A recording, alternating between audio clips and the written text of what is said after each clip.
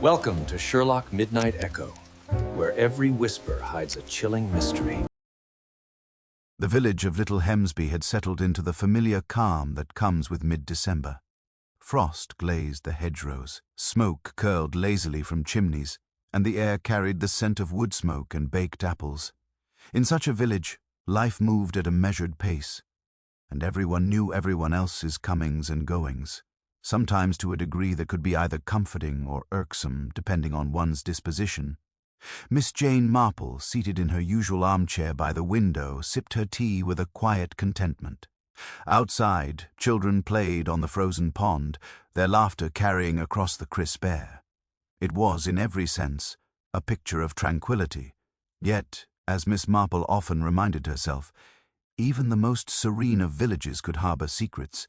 The occasion that would soon upend Little Hemsby's peace was the annual pre-Christmas feast hosted by the wealthy but amiable Mrs. Penelope Whitcomb.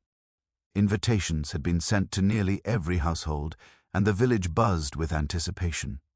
Miss Marple had been invited, though she was perfectly content to attend quietly, observe, and indulge in Mrs. Whitcomb's famously rich plum pudding.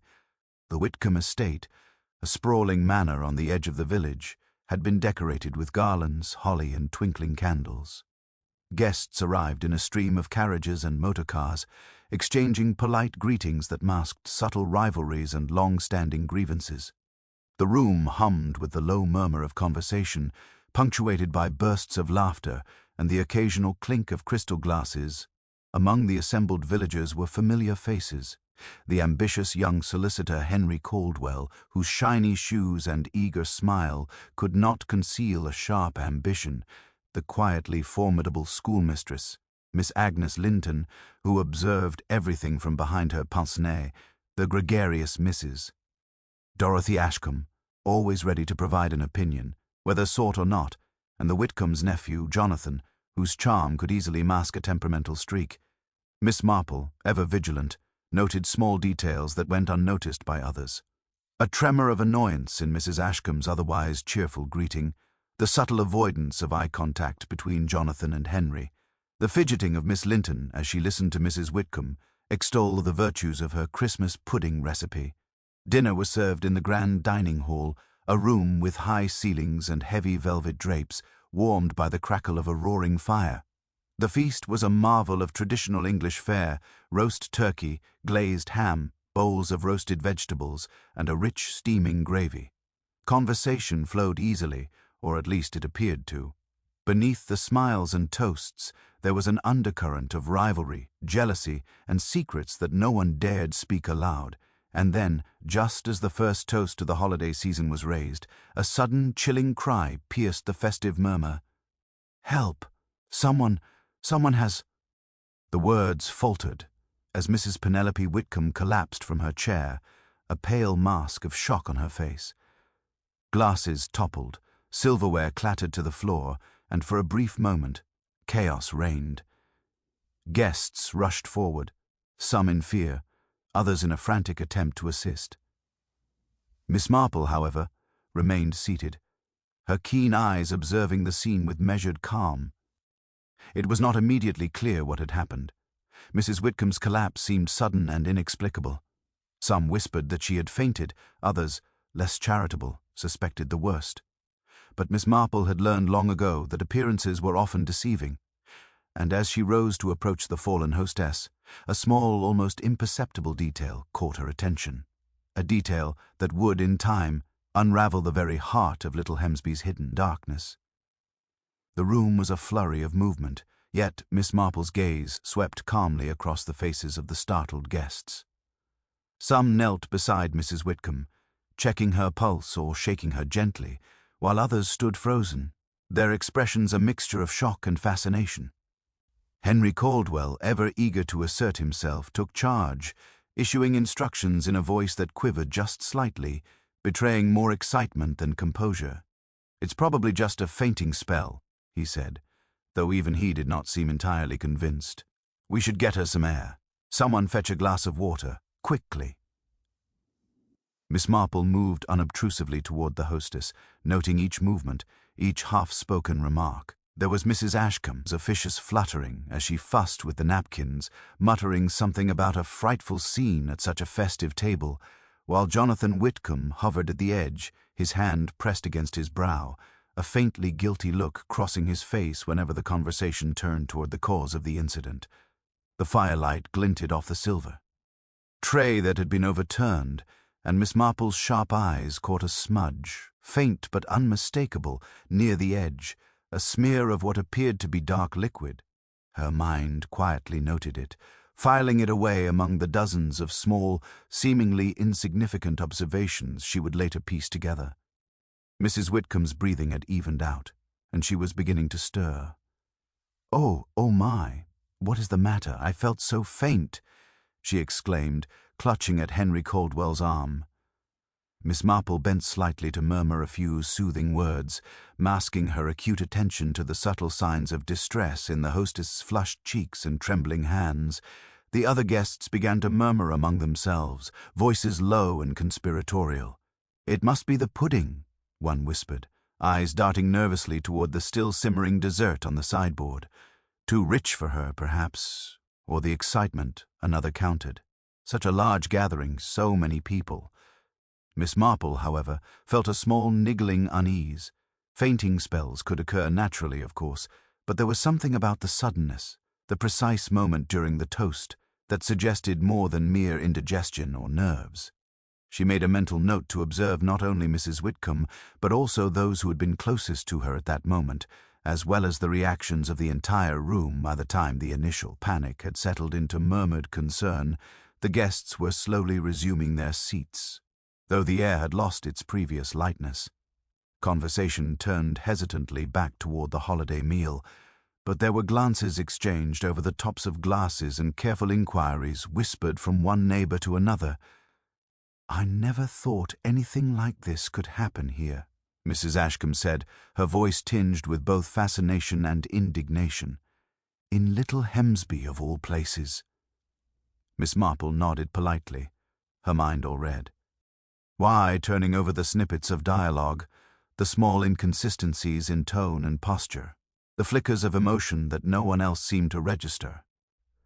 She was aware of Miss Linton's gaze, steady and assessing, and of Jonathan's nervous shifting from one foot to another. Every subtle gesture, every quiet murmur was a potential thread to follow. As the first dishes were carefully brought back to the table, and Mrs. Whitcomb, reassured, insisted she was quite all right, a delicate tension lingered in the room. The warmth of the fire could not quite dispel it. Miss Marple, seated once again in a corner with a cup of tea, allowed herself a small, knowing smile. The disturbance, she realized, had merely scratched the surface. Beneath the veneer of holiday cheer, old grievances, hidden resentments, and carefully guarded secrets were already stirring, and in her mind a single, quietly insistent thought took shape. Whatever had caused Mrs. Whitcomb to fall would not remain an isolated incident. In Little Hemsby, the calmest surface often concealed the stormiest depths, and it was her task, as always, to see what others did not. By the following morning, Little Hemsby was alive with quiet but persistent chatter. News of Mrs. Whitcomb's sudden collapse had spread rapidly, carried on the wings of curiosity and speculation. In the village shop, the post office, and along the frosted lanes, neighbors exchanged theories, each more colorful than the last. It must have been the pudding, Mrs. Ashcombe insisted to anyone who would listen, her voice laced with certainty. Too rich, too sweet, utterly unsuitable for anyone with a delicate constitution. "I rather think it was nerves," countered Mr. Percival, the village grocer, wringing his hands over a loaf of bread. "Hosting a feast of that scale, so many people, so many expectations. A lady like Mrs. Whitcomb can only be stretched." "So far." Miss Marple, walking slowly past the shop with her basket, listened without interruption, noting each comment, each subtle display of emotion. She had long learned that gossip, though often exaggerated, revealed more about those who spoke than the events themselves. Observing people's reactions to a situation, what they said, what they omitted, the fleeting expressions that passed over their faces, was far more illuminating than any direct evidence. Later, she visited the Whitcomb estate, ostensibly to call on Mrs. Whitcomb and assure her of her well wishes. The manor was quiet, almost somber, a contrast to the previous night's festive chaos. Servants moved silently about, avoiding eye contact, while Mrs. Whitcomb herself, dressed in a pale silk dressing gown, sat near the fire, her hands trembling slightly as she sipped weak tea. "Oh, Miss Marple," she said, her voice soft and uncertain, "I do hope no one is speaking ill of me. I felt so absurdly faint, and then everyone looked so worried. I can assure you it was nothing, simply a momentary weakness, I suppose." Miss Marple seated herself in a low chair across from her, her eyes kind but unrelenting in their attention. "I dare say, my dear, it must have been quite a shock. And yet, I could not help noticing there were some very particular expressions on certain faces last night. I imagine that would have been unsettling in itself." Mrs. Whitcomb's brow furrowed slightly. "You have a way of seeing things, Miss Marple." I suppose so." Jonathan seemed uneasy, and Henry Caldwell was far more concerned than I expected. "I cannot imagine why anyone would wish me harm, but—" She trailed off, glancing toward the doorway, as if reluctant to continue. Miss Marple inclined her head gently. "Sometimes the mind notices things the heart would prefer to ignore. One must only observe patiently, and the truth will reveal itself in time." By midday, the whispers had reached a crescendo in the village. The general opinion seemed to coalesce around the idea that Mrs. Whitcomb's collapse had been the result of either an overindulgent dessert or a mild illness. But even as people repeated these theories aloud, there were subtle undercurrents of suspicion. Certain glances, the quick movements of a hand, a slight flush of the cheek, all suggested that some among the guests might know more than they admitted. Miss Marple returned home, noting the furtive looks exchanged between Jonathan Whitcomb and Henry Caldwell in the market, the quiet disapproval painted across Miss Linton's features, and Mrs. Ashcombe's constant, almost compulsive repetition of her pudding theory. Each person, she thought, carried a piece of the puzzle, though they were unaware of it themselves. That evening, as the village settled into its usual quiet, Miss Marple sat by her fire, a notebook open on her lap. She wrote nothing of what had happened at the feast, only small observations, the twitch of a lip, a hesitation in speech, a glance that lingered too long or avoided too much. These seemingly trivial details, she knew, would later become the key threads in unraveling the mystery, and in the stillness of her sitting room, she allowed herself a faint, knowing smile. The village of Little Hemsby, with its polished facades and whispered secrets, had offered her the first clues. Something more than faintness had occurred at the Whitcomb feast, and she had no doubt that the truth, concealed beneath civility and custom, would not remain hidden for long. The next morning brought a pale, frosty sunlight that streamed through Miss Marple's sitting-room window, illuminating the steam curling from her teacup. She sat quietly, reviewing in her mind the impressions of the previous day. There was nothing overtly sinister aboo. Mrs. Whitcomb's collapse, yet something, some subtle, almost imperceptible detail, refused to settle. Miss Marple knew better than to dismiss such instincts. By mid-morning she decided to take a quiet walk toward the village, ostensibly to enjoy the crisp air but also to observe the reactions that lingered from the previous night. Little Hemsby seemed unchanged to the casual eye. The shopkeepers arranged their wares, children skated carefully on the thin ice of the pond, and the usual hum of conversation threaded through the streets.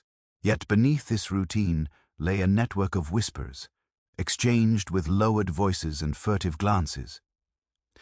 Miss Marple paused near the market cross, where a small gathering of villagers had already assembled, discussing the incident in low tones. She listened with casual attention as Mr. Percival, the grocer, declared, "I've never seen such a fright. Poor Mrs. Whitcomb fainted right in front of everyone, though one must admit the table was crowded, and her excitement, well, it might have been too much for her." Mrs. Ashcombe nodded vehemently. Yes, but there's more to it, mark my words. That young Jonathan looked far too startled, and Henry Caldwell, he fumbled about as if he were hiding something. I saw it myself." Miss Marple allowed herself a faint smile at the remark. Both reactions, in their subtle exaggeration, were more revealing of the speaker's own anxieties than of the incident itself. Later, she visited the Whitcomb estate under the guise of a casual call. Mrs. Whitcomb welcomed her with a fragile smile, still pale but recovering her composure. "I am feeling much better now, Miss Marple. The doctor insists it was merely a fainting spell, nothing more." Miss Marple took a seat by the fire, keeping her expression gentle. "Yes, my dear, though I dare say a sudden fainting spell can sometimes conceal other things. Its remark, able, the way a moment reveals what is otherwise unseen." Mrs. Whitcomb looked puzzled, but she did not press. "What do you mean?" she asked softly. "I mean," Miss Marple said, choosing her words with care, "that there are occasions when people behave in ways that betray more than they intend, and sometimes these small hints, expressions, hesitations, even the way one moves, can tell us far more than any statement."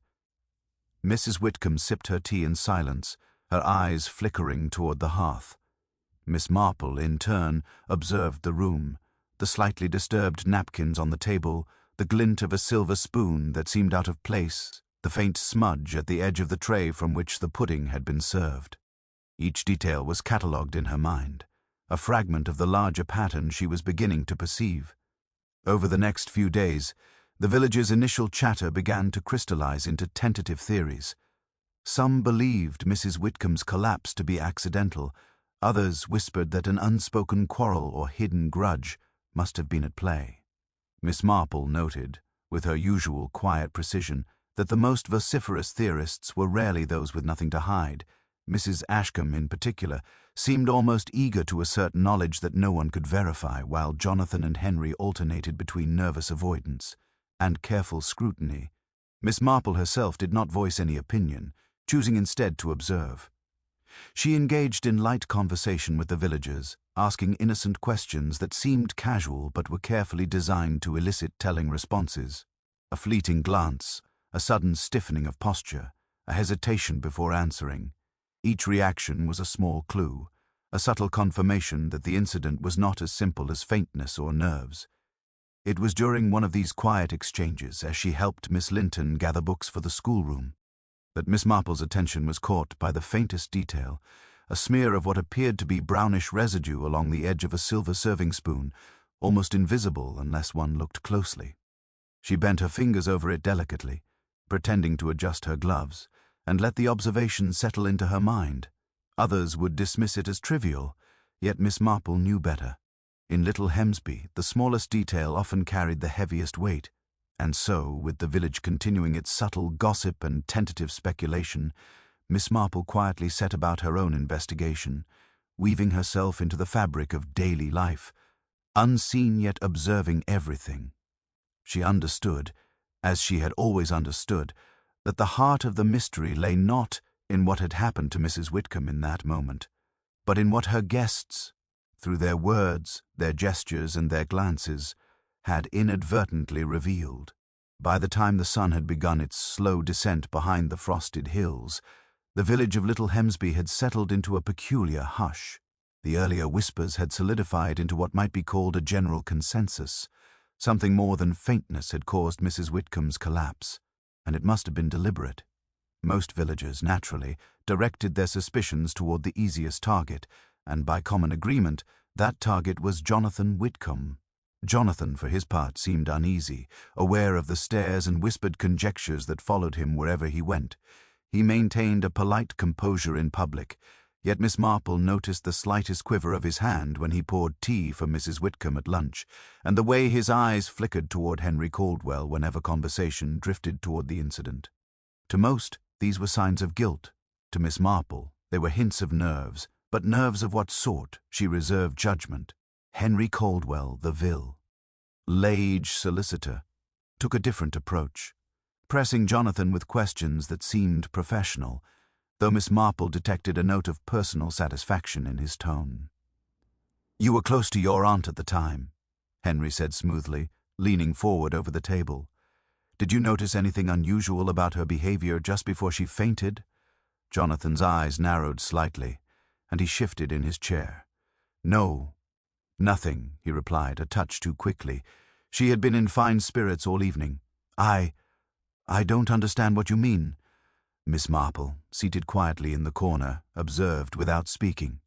The exchange revealed far more than words alone. Jonathan's immediate defensiveness, Henry's barely concealed eagerness, and Mrs. Ashcombe's whispered interjections from the other side of the room created a subtle web of tension, each thread reflecting a potential motive or fear.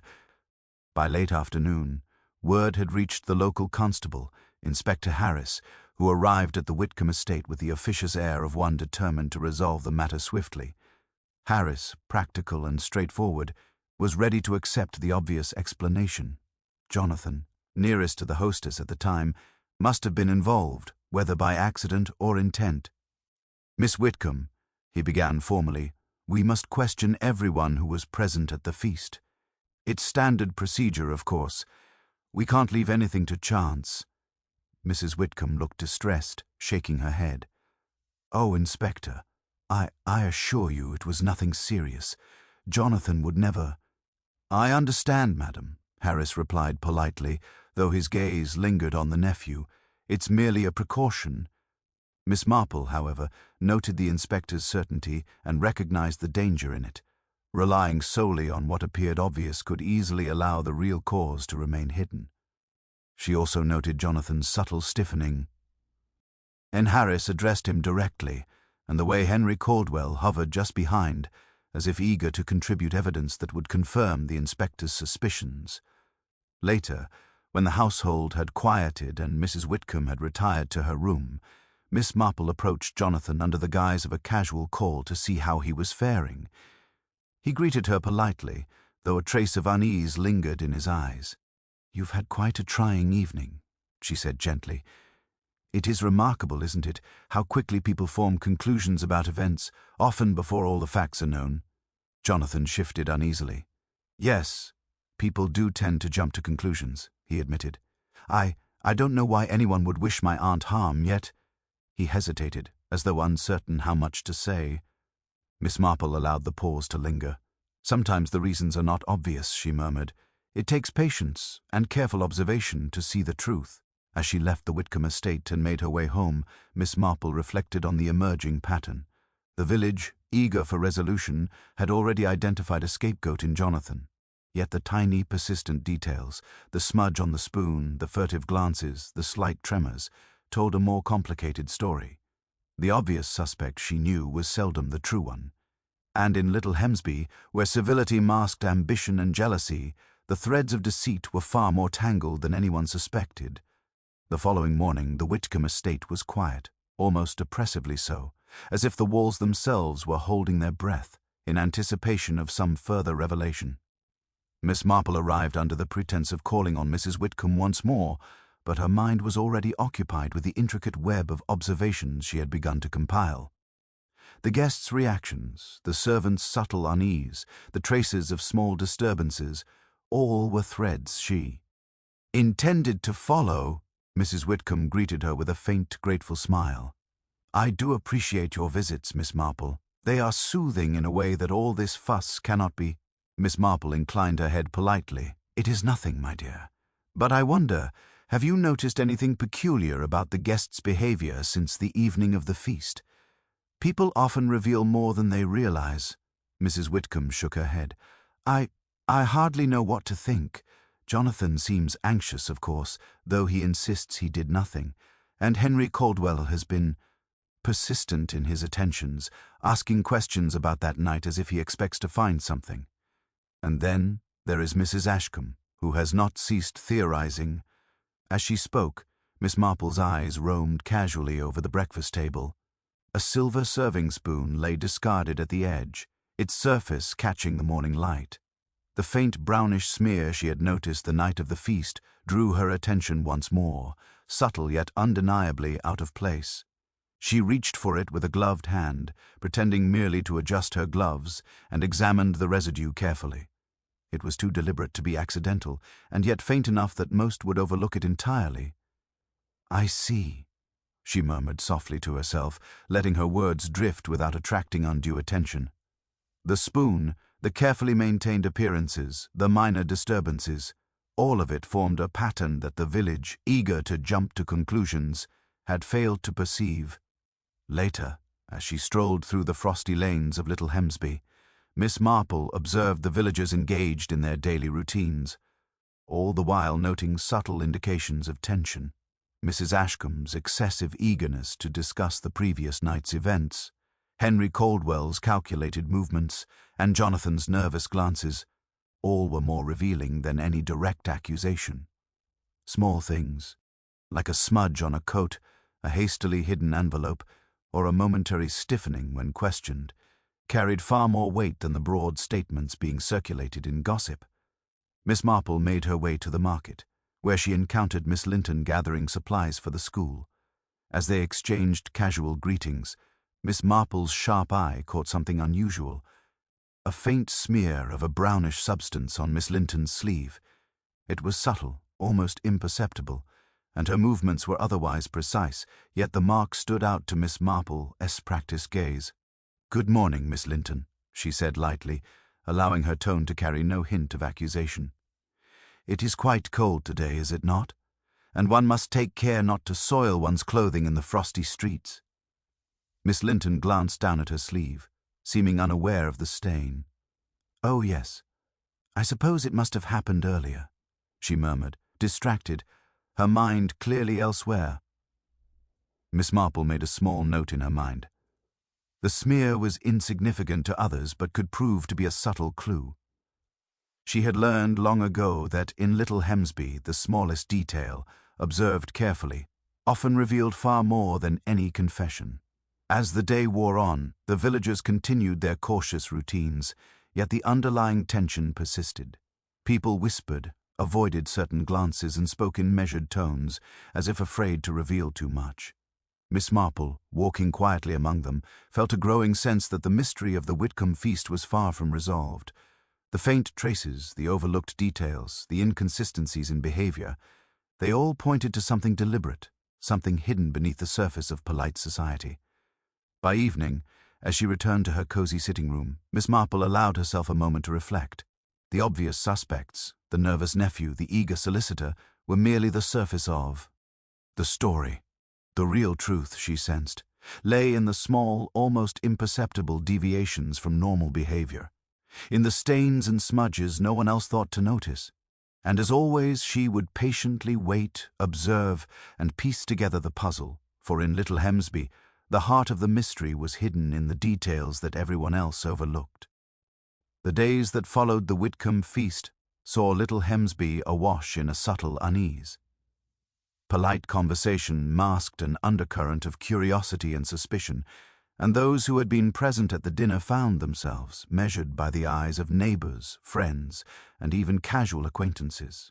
Miss Marple, quietly observing, could sense the tension thickening, like frost settling over the village in slow, imperceptible layers.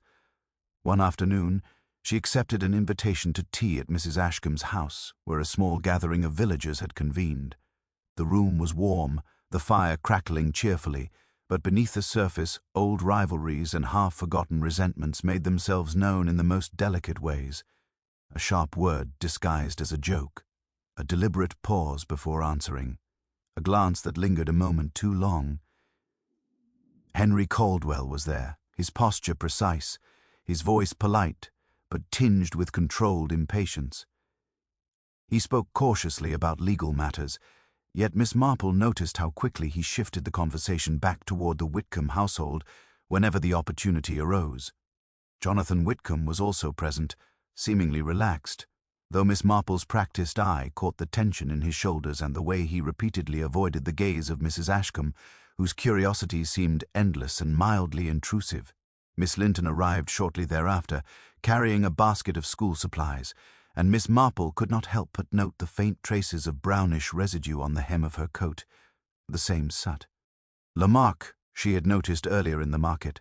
There was nothing alarming about it, nothing to accuse anyone of, yet in Miss Marple's mind it added to the growing tapestry of inconsistencies and hidden movements that no one else seemed to perceive.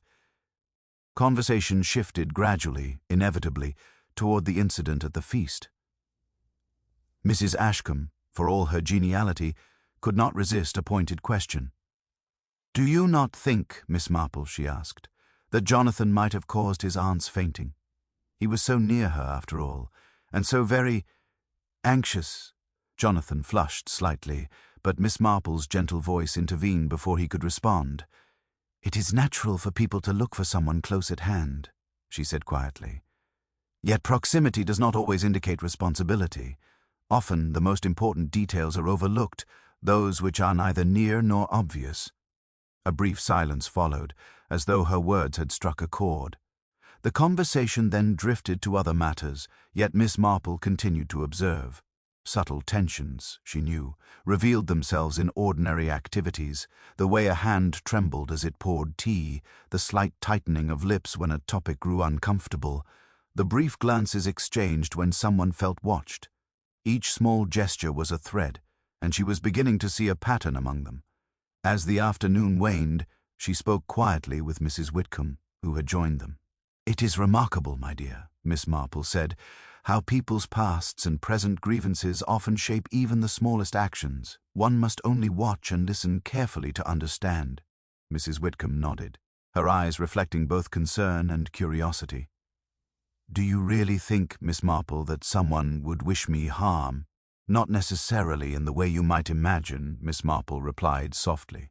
"Sometimes it is not a question of wishing harm, but of small resentment, tease, of frustrations, of secrets held too long. People act in ways that surprise even themselves, and the consequences can be sudden and unforeseen." Later, as she walked home through the frost-dusted lanes, Miss Marple reflected on the layers of subtle interactions she had observed. Every villager present at the feast had something to hide, whether conscious of it or not. The nervousness, the evasions, the fleeting gestures, they all pointed toward more than a simple fainting spell. The truth, she realized, lay buried beneath these carefully maintained appearances, waiting for the right moment and the right observer to uncover it. And Miss Marple, ever patient, knew that each day brought her closer to seeing the hidden connections, the unspoken motives, and the minor but telling actions that would reveal not only what had happened that night, but why it had happened, and to whom it truly mattered. That evening, a wind swept across Little Hemsby, rattling window panes and carrying the faint scent of frost-bitten earth.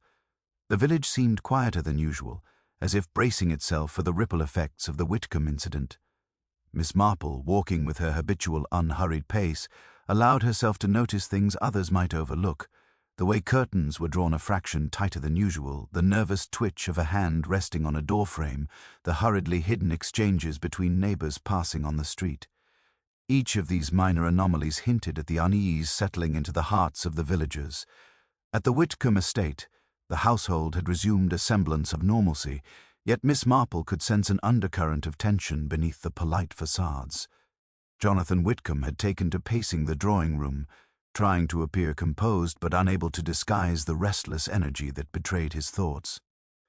Henry Caldwell lingered just out of earshot, ostensibly occupied with correspondence, yet his eyes followed Jonathan with a calculated intensity.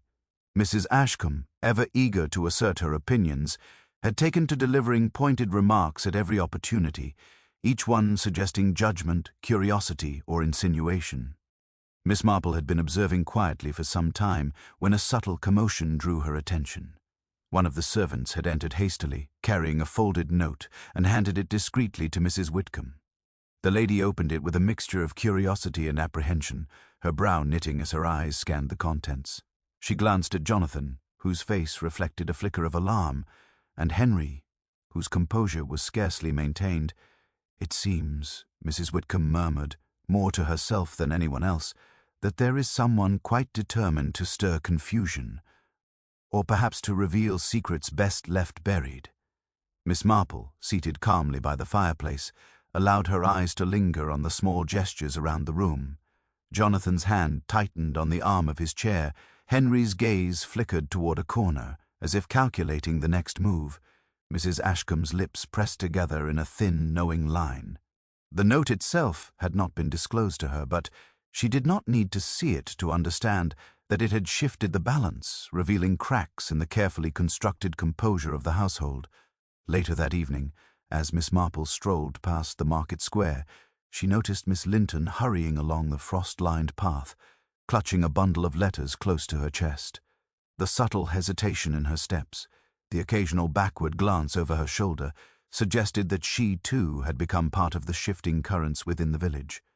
Small details, a smudge of brownish residue on the hem of her coat, the way she adjusted her scarf with trembling fingers, confirmed what Miss Marple had long suspected, the faint ing at the feast was only the surface, and beneath it lay actions, movements, and intentions that had been carefully concealed. By the time she returned to her sitting room, the pieces of the puzzle were taking shape, though not yet fully formed. The faint traces of evidence, the minor but telling gestures, the subtle psychological reactions, all hinted at someone capable of more than mere accident. Miss Marple, as always, was content to wait and observe, knowing that the truth, once glimpsed through careful attention, could unravel even the most intricate web of deception. And as the firelight danced across her notes, she allowed herself a faint smile. In Little Hemsby, the calmest surfaces often hid the sharpest edges, and she was beginning to see those edges emerge with unmistakable clarity. The evening had delivered a new twist, subtle but potent, and the real test of observation, of patience, perception, and understanding human nature was only just beginning the following afternoon. Miss Marple found herself once again walking the familiar lanes of Little Hemsby, her pace unhurried, her eyes alert. The frost had begun to melt in patches under the weak winter sun, leaving narrow rivulets of water running along the cobblestones. It was the sort of day when small things, footprints, scuffs, even the direction of a glance, spoke volumes to someone trained to observe. Her first stop was the Whitcomb estate. Mrs. Whitcomb, seated by the fire with a faintly anxious expression, greeted her with a weary smile. "I feel as though everyone is watching me," she admitted, "and yet no one says anything directly. It is quite unsettling." Miss Marple nodded. "It is often the quiet observations, my dear, that speak loudest. People conceal much from one another, but their expressions, gestures, and reactions rarely lie.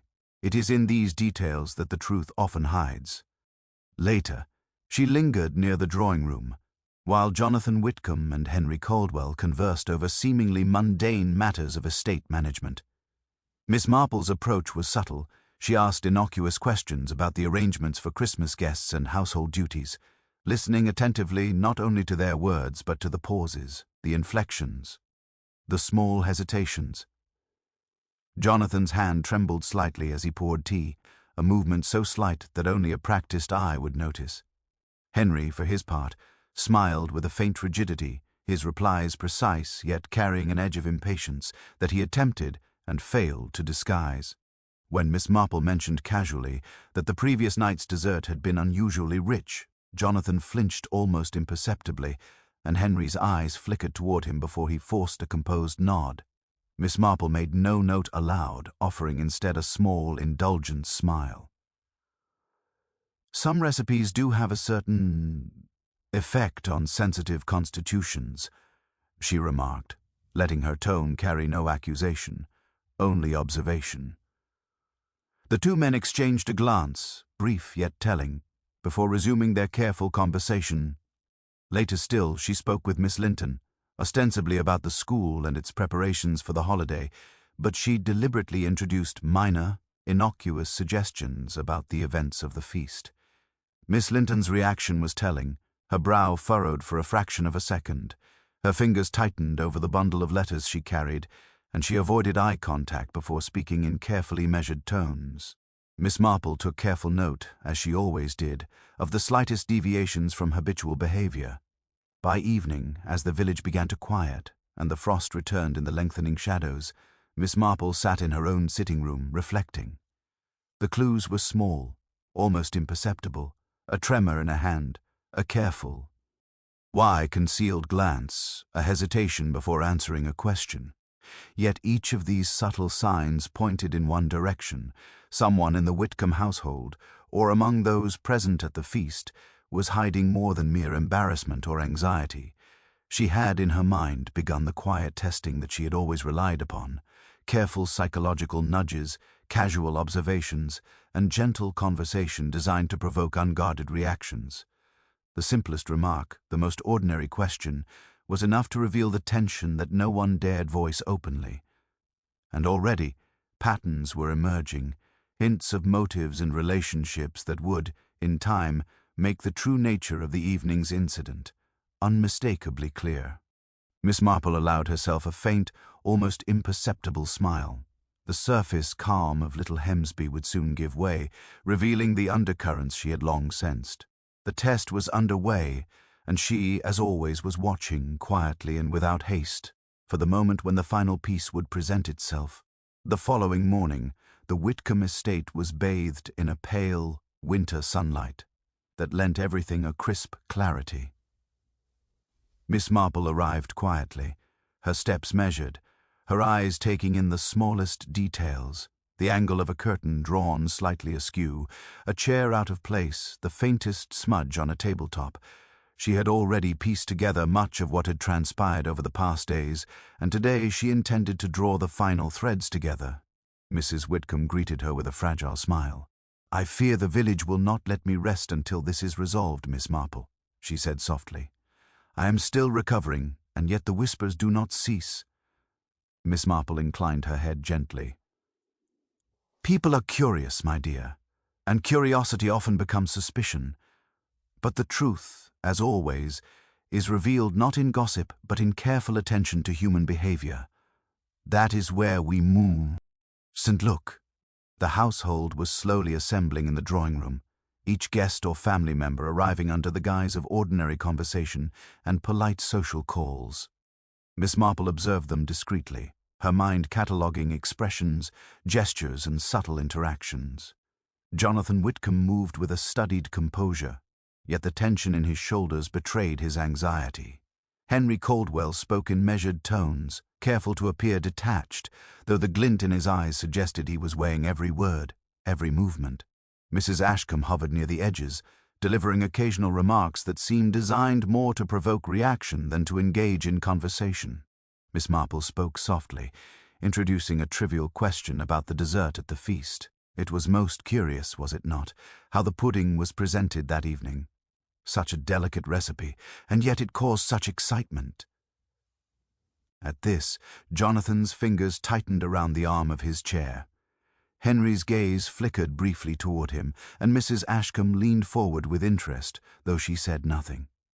Miss Linton, seated near the window, shifted slightly, her hands fidgeting with the edge of her shawl. Miss Marple allowed the silence to stretch just long enough to be uncomfortable. "It seems," she continued gently, "that certain people were more affected by that small dish than one would expect. It is often in these reactions, subtle, quiet, that we find the truth hidden in plain sight." A faint color rose to Jonathan's cheeks, and he opened his mouth as if to protest, yet no words came. Miss Marple's eyes, soft but unwavering, rested on him for a moment longer, before moving on to Henry, whose tight smile faltered for a fraction of a second. Then, with a quiet exhalation, she spoke, not accusing but stating plainly what she had observed. The fainting at the feast was not caused by the pudding alone, nor by mere nerves. It was the result of a deliberate action, carefully concealed, though not so carefully as to escape observation entirely. There are traces of it that no one thought significant, smudges and gestures and minor reactions. Yet when combined, they tell a story that cannot be ignored. All eyes turned toward her, the room suddenly silent. Mrs. Whitcomb clutched the arm of her chair, half in anticipation, half in dread. Miss Marple continued, her voice steady. "Jonathan, you were close at hand, yes, but the true cause lay elsewhere, and the person responsible is someone who has been very careful to appear concerned, to guide suspicion toward another, while hiding a motive born of resentment and opportunity. Every gesture, every slight hesitation, every small mark, has pointed in this direction from the beginning." There was a pause, a moment of collective breath-holding. Miss Marple's gaze fell finally upon Miss Linton, who had not looked up since the first mention of the pudding. The faint residue on her sleeve, the nervous shifts, the avoidance of direct eye contact, All were small details that no one else had considered. Significant. "You, Miss Linton," Miss Marple said softly, yet with absolute certainty. It was a subtle, calculated act, a momentary addition to the dish, unnoticed by anyone else, yet enough to cause the collapse. "Your anxiety, your gestures, even the small smudge have told me everything." Miss Linton's eyes widened, a mixture of shock and realization crossing her face. For a heartbeat, she opened her mouth, then closed it again, unable to speak. Henry Caldwell looked incredulous. Jonathan appeared relieved, and Mrs. Ashcombe's expression shifted from curiosity to stunned recognition. Miss Marple continued, her tone gentle but resolute. "It is often the smallest things that reveal the greatest truths. In Little Hemsby, where a rances are maintained and civility is prized, it is subtle behavior, not loud accusation, that uncovers the real story. And today those subtle actions have guided us to the one responsible." A tremor ran through the room as the final revelation settled over the assembled household. Miss Marple, ever composed, allowed the weight of understanding to rise naturally, knowing that the quiet, patient observation that had guided her all along had unveiled the hidden hand behind the collapse. The puzzle, in all its intricate detail, had at last been completed. Revelation settled over the Whitcomb estate with a weight that left the room momentarily frozen. Miss Linton sat rigid, her hands clutching the edge of her chair as if bracing herself, while Jonathan Whitcomb exhaled quietly, relief softening the tension in his shoulders. Henry Caldwell's mouth opened and closed, a flash of indignation and disbelief passing over his features, while Mrs. Ashcombe leaned back, her curiosity curdling into stunned comprehension. Miss Marple, ever calm, allowed a small, almost imperceptible smile to cross her face. She rose gracefully, folding her hands in front of her. "It is often the quiet, unseen actions," she said softly, "that reveal the truth. The fainting at the feast was not a matter of chance, nor of ordinary nerves, but a small, deliberate gesture, an act that could easily have gone unnoticed had we not observed carefully." Miss Linton's eyes filled with tears, a mixture of shame and realization. I only meant to frighten her, to teach her a lesson," she whispered, her voice trembling. "I did not think she would collapse. It was supposed to be harmless, a small thing, but She broke off, unable to finish the sentence. Jonathan stepped forward gently, his tone measured yet kind. "We must remember that intentions and consequences are not always the same. What matters now, that the matter is understood and that we move forward." Mrs. Whitcomb, recovering her composure, addressed the room with quiet dignity. "I am grateful that the truth is known, and though it has caused distress, I believe we can learn from it. Let this serve as a reminder that appearances and small, unnoticed actions can carry weight far beyond our imaginings." Henry Caldwell, though initially defensive, found himself nodding in reluctant agreement. "Yes, it seems we have all been hasty in our judgments. The important thing is that it is resolved." Miss Marple's eyes, warm but perceptive, scanned the faces around her. Each gesture, each sigh of relief or flicker of embarrassment, now fell into place within the intricate pattern she had quietly observed over the past days. The faintest traces, a smudge, a glance, a tremor, had guided her steadily to the truth. The household, though still recovering from the tension, began to settle into a more genuine calm. Conversation turned to mundane matters. Tea was poured, and the hearth's warmth seemed to dispel, at last, the chill that had lingered since the feast. Miss Marple, content that her quiet observations had revealed the reality behind the incident, allowed herself a moment of satisfaction. As she prepared to leave, Mrs. Whitcomb rose and placed a hand upon hers. "Thank you, Miss Marple. Once again you have seen what others could not. Your patience and understanding are remarkable." Miss Marple smiled, her expression modest yet keenly aware of the lesson imparted to all present. "It is not so much a matter of seeing as of watching carefully and patiently. People reveal themselves, my dear, often without intending to. One need only notice." Stepping back into the crisp winter air of Little Hemsby, Miss Marple allowed herself a moment to reflect. The village, once abuzz with speculation and suspicion, would gradually return to its customary rhythms, yet the events of the feast would linger as a quiet reminder that beneath the polite facades of daily life, human nature often held subtle, intricate truths waiting to be discovered. And Miss Marple, walking along the frost-lined lanes, knew that her work, though concluded in this instance, was a gentle testament to the wisdom of observation, the patience of the mind, and the understanding of human character that had guided her so successfully through so many mysteries before. Winter light streamed softly over Little Hemsby in the days following the revelation. The village, though relieved that the mystery had been resolved, carried a quiet, reflective air. Conversation in the shop and at the post office was gentler now, less speculative, tinged with the understanding that appearances could be deceptive and that even the most ordinary actions might conceal deeper motives. At the Whitcomb estate, a sense of normalcy returned. Jonathan moved about with a lighter step, no longer shadowed by suspicion. Mrs. Whitcomb, her health and spirits restored, attended to her household with renewed calm, though she occasionally glanced at the remaining servants with a faint smile, as if acknowledging the lesson they had all inadvertently learned. Henry Caldwell had softened, his usual precision now tempered with humility, while Mrs. Ashcombe, ever keen, had adopted a more measured approach to speculation, offering observations rather than assertions. Miss Linton, for her part, was quietly remorseful, aware that her impulsive act had caused distress far beyond what she had anticipated. She moved among the villagers with careful consideration, the weight of her actions guiding her toward a more thoughtful demeanor. Miss Marple, walking through the village in the gentle winter sunlight, observed these subtle changes with satisfaction. She paused by the market cross, noting how the children skated lightly on the remaining ice, how shopkeepers spoke with warmer tones, and how the villagers exchanged greetings with an ease that had been absent in the days after the feast. It was a quiet restoration, a return to routine, yet with a lingering awareness that human nature was complex, and small actions could carry consequences far beyond their intent. Later, in the comfort of her sitting room, Miss Marple reflected on the case with her usual calm.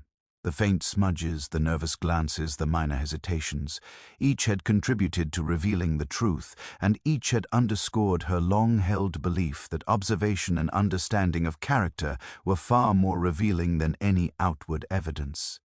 She allowed herself a faint smile, not of triumph, but of quiet acknowledgement at the consistency of human behavior, the predictability hidden within subtlety.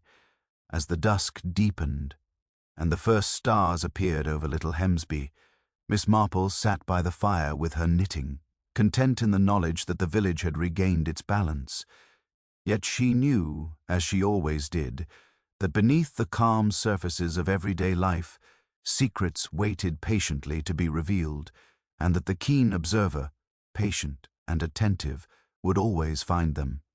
In the warmth of her home, with the gentle crackle of the fire accompanying her thoughts, she considered the Whitcomb feast as a lesson in human nature, that civility could conceal envy, that small gestures could hide intention, and that the quiet mind, patient and observant, could uncover truths that even the most diligent gossip could never reveal. And so, with the village slowly returning to its peaceful rhythm, Miss Plea allowed herself to settle fully into the evening, her mind at ease, her understanding of human character reaffirmed, and her sharp eye always ready for the next subtle puzzle that life would present. The holiday feast that hid a killer had ended, but the lesson lingered. In Little Hemsby, nothing is ever quite as it seems, and the truth, though hidden, will always reveal itself to those who watch closely enough. Even as winter deepened and the village settled into its familiar rhythms, Miss Marple found herself reflecting on the subtle ripples the feast had left behind.